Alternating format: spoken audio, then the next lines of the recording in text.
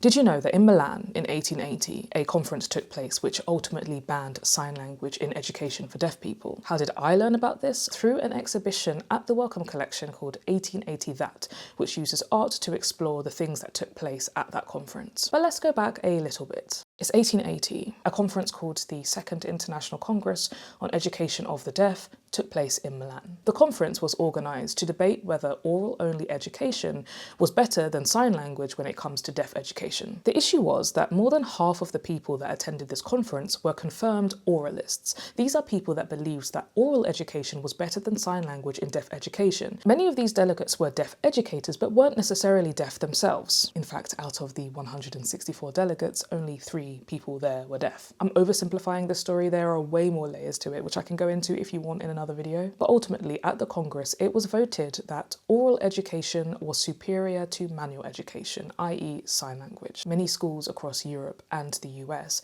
switched to speech therapy without sign language for deaf education. It's only really around the 60s and 70s that we started to see this change. And so here in 2025, you can learn more about what happened at the conference in the 1880 That exhibition at the Wellcome Collection. It's a show by Christine Sun Kim and Thomas Mader. This show features installations, sculpture, illustrations, moving image work. You'll also notice that the nose is a recurrent theme throughout the exhibition, like these illustrations representing the people at the conference, and this sculpture representing the noses of Alexander Graham Bell and his father. Alexander Graham Bell was an oralist and advocated for lip reading and a system called visible speech, which was created by his father. So of course it's no surprise that Alexander Graham Bell was also at the conference. There's other pieces I enjoyed in this exhibition, but I'll leave it to you to go and see it for yourself. I've really been enjoying the Wellcome Collection's focus on bringing exhibitions surrounding deaf history and culture. This is both represented in this exhibition and another one called Finger Talk, which I spoke about previously. So yes, you should come to the Wellcome Collection yourself